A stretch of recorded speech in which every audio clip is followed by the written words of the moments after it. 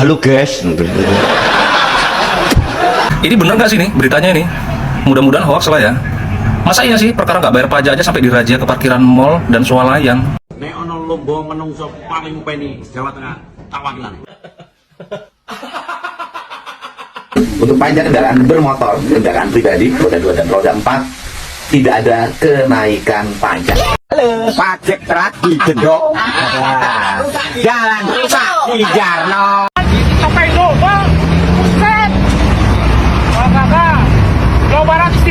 Sempat menyindir Kang Deddy Mulyadi, Gubernur Jawa Tengah Bapak Lutfi ini menunjukkan kekejamannya terhadap warganya sendiri, teman-teman ya.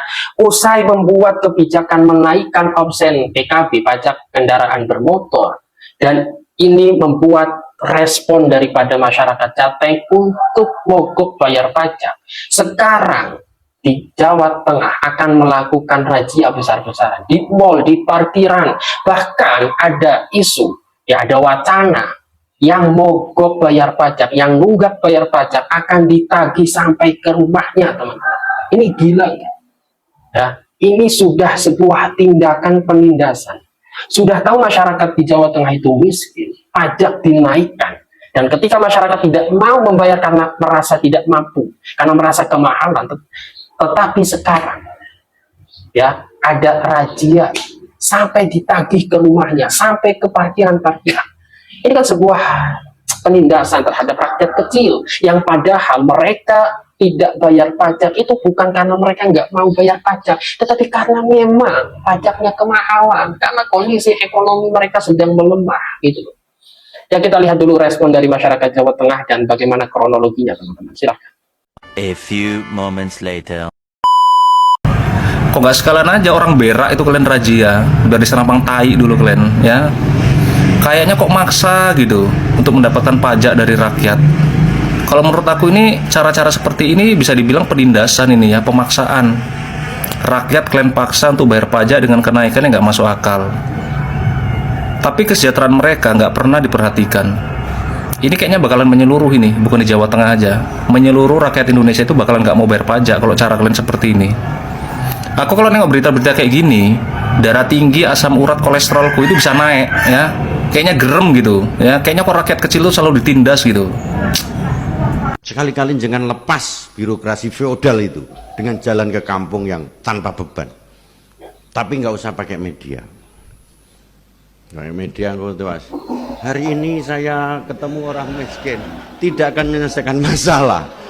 Lek kue gelem ya silahkan. Nek aku orang aku banget. Nggak usah. Ikhlas saja. Jadi diri kita sendiri.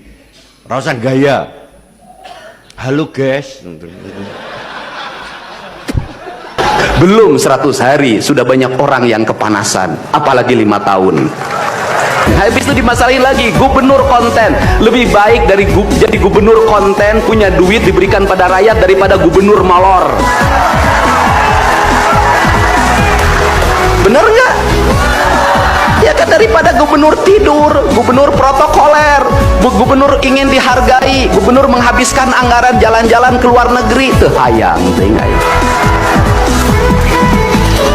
Kang Deddy masuk gorong-gorong ya, sebentar lagi akan saya naik ke pesawat. Jadi Indonesia ini perlu mental yang kuat kalau ingin melakukan perbaikan. Kenapa? Harus kuat menghadapi kaum nyinyir. Dan biarkan yang nyinyir suruh sakit hati selamanya. Karena Jawa Barat akan terus mengalami peningkatan pembangunannya. Ini baru 3 bulan. 100 hari itu tanggal 30 Mei, 100 hari kepemimpinan saya. Belum 100 hari sudah banyak orang yang kepanasan, apalagi 5 tahun. Ini bener nggak sih nih beritanya ini? Mudah-mudahan hoax lah ya. Masa iya sih perkara nggak bayar pajak aja sampai dirazia ke parkiran mall dan swalayan? Oke Pak, nggak apa-apa kalau memang itu solusi yang terbaik menurut Bapak, menurut pemerintah ya nggak apa-apa gitu loh. Ya coba, tapi semua Pak, buktikan Pak dengan tegas, dengan jelas, yang di pasar ya, yang di mall, yang di kerumunan di mana aja, rahasia aja Pak. ya, bila perlu diangkut Pak. Tapi ketika rakyat nanti menanyakan, setelah diangkut itu dikemanain gitu loh ya, apa cuman dibuang, apa dijual? Kalau memang nanti dijual, ya mestinya kan duitnya buat apa? Kalau rakyat menanyakan, ya jawab dengan dengan terbuka gitu loh. Bila perlu audit hasilnya berapa dari perampasan motor itu, ya nggak pajak. Kalau memang mau diduitkan, hasilnya buat apa? Yang penting transparan Pak. Saya yakin rakyat juga setuju. Kalau mau buat bayar hutang atau buat untuk memberikan kesejahteraan untuk para aparat, ya nggak masalah Pak. Kalau saya secara pribadi nggak masalah, monggo aja sih Pak. Itu aja. Kan sekarang tiap rumah kan motor biasanya ada 4, ada 5 gitu loh. Pajekin aja 1. Kalau mau ke mall kemana ya yang digunakan yang itu. Yang 4 nggak usah dipajekin. Masalahnya pajak semakin kesini semakin naik, gitu aja sih alasannya. Ya nggak tahu juga ini kan, itu alasan pemerintah. Tapi nggak apa-apa lah ya. Kalau saya sih monggo lah, terserah ya.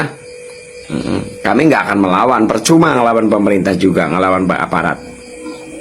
Kita punya dasar ya, jadi dasarnya itu adalah kita melakukan tindakan harus berdasarkan aturan. Di Jawa Tengah itu punya Pergub nomor 31 tahun 2024 tentang pengelolaan piutang daerah. Sehingga saya dengan seluruh bupati wali kota berikut jajaran telah rapat bagaimana tentang pajak kendaraan bermotor di Jawa Tengah. Di mana posisinya adalah bahwa pajak kendaraan bermotor di Jawa Tengah itu piutangnya hampir 2,8 triliun. Masyarakat kita belum membayar pajak. Kita sebagai warga yang ingin taat bayar pajak harus datang ke Samsat membawa KTP pemilik asli. Tapi kenapa calo justru bisa mengurus tanpa syarat yang sama? 2 Januari 2026, saya sampaikan bahwa seluruh layanan pemerintah sudah mulai berjalan, termasuk layanan pembayaran pajak kendaraan bermotor. Dan untuk pajak kendaraan bermotor, kendaraan pribadi, roda 2 dan roda 4, tidak ada kenaikan pajak seperti 2025. Dan untuk BBNKB juga tidak mengalami kenaikan. Selanjutnya, untuk kendaraan plat kuning, angkutan penumpang yang dulu 2025 dikenakan 60%, pajaknya hari ini diturunkan menjadi 30%. Sedangkan plat kuning untuk angkutan barang yang dulu dikenakan tarif pajaknya 100%, sekarang diturunkan menjadi 70%. Pertama, pajak untuk kendaraan bermotor Provinsi Jawa Barat harus 100% untuk pembangunan jalan di Provinsi Jawa Barat. Apakah nanti akan mempengaruhi pada postur belanja? Itu resiko. Karena kita harus konsisten, orang bayar pajak kendaraan bermotor ingin mendapat layanan jalan yang baik. Halo, pajak telat didenda. Jalan rusak di Jarno. Nah kalau itu tadi kan jalan besar Pak ya, jalan raya. Nah ini jalan di desa juga kayak gini Pak, banyak sekali lubangnya Pak. Nah ini rencana kami mau iuran Pak, mau benerin Pak ya. Cuma gaji kita pas-pasan Pak, jadi nggak jadi Pak. Nah ini gimana Pak solusinya Pak? Info terkini guys, inilah jalan lingkar Pati terbaru dari Pati Jawa Tengah. Inilah jalannya seperti ini. Mungkin ini lebih pantas dikasihkan lele, mungkin enak ini dikasihkan lele ini. Jalannya guys, lingkar Pati hancur. Ini bukan jalan, ini kolam, tolong jalan, tolong. Awas lubang. Aduh.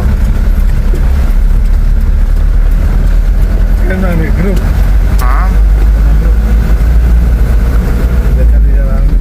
Sampai Jawa, buset. Jawa Barat istimewa, pokoknya mampira se-Indonesia.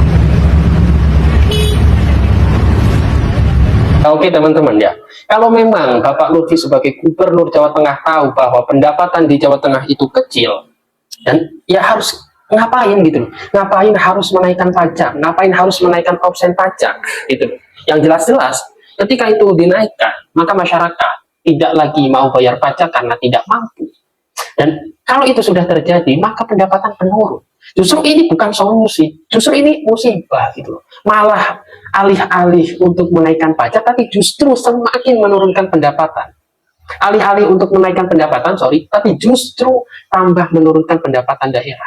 Ini bukan solusi yang cerdas. Dan yang sangat tidak manusiawinya adalah ketika memang masyarakat di Jawa Tengah tidak lagi bayar pajak karena kemahalan, malah di Jawa Tengah diadakan razia besar-besaran sampai ditagih ke rumahnya.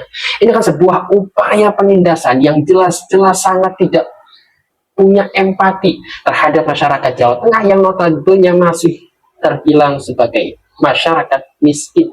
Nah, inilah efeknya memilih pemimpin atau memilih gubernur dari kalangan polisi, teman-teman. Ya, kita tahu bahwa polisi seringkali punya skandal, terutama dalam hal pajak, terutama dalam hal yang berkaitan dengan samsat, SIM, dan lain sebagainya, teman-teman. Ya, entah bagaimana masyarakat Jateng hari ini menanggapi persoalan razia dan pajak ini, tetapi saya yakin mereka pasti menyesal. Dan saya juga melihat komentar-komentar di video saya sebelumnya bahwa warga Jawa Tengah sangat menyesal memilih Bapak Lutfi ini yang hanya bisa omon-omon lah katanya ya. Dan mereka mengatakan dengan jujur bahwa mereka tidak lagi ingin memilih Bapak Lutfi. Mereka ketika memilih Bapak Lutfi itu hanya karena menghormati Gus Yassin, Taji Yassin. Itu ya teman-teman ya. Ya semoga ini bisa menjadi ada titik temu lah untuk bagaimana pemerintahan di Jawa Tengah agar tidak menaikkan opsen pajak, karena mau bagaimanapun masyarakat di Jawa Tengah ketika mereka menyerukan untuk tidak bayar pajak bukan berarti tidak mau bayar pajak pada dasarnya, tetapi karena mereka merasa dicekik, ditindas, apatah lagi kondisi ekonomi hari ini sedang melemah, daya beli menurun, harga kebutuhan semua sedang naik teman-teman, baik di daerah ataupun nasional. Dan dalam kondisi tersebut, masyarakat di Jateng merasa dicekik dengan kenaikan opsen pajak ini, teman-teman. Apalagi sampai terjadi razia. Ini kan sebuah jelas-jelas polanya itu pola-pola ingin menindas rakyat kecil gitu loh. Ya mungkin itu saja dari saya. Hadamullah wa iyyakum ajmain. Wassalamualaikum warahmatullahi wabarakatuh.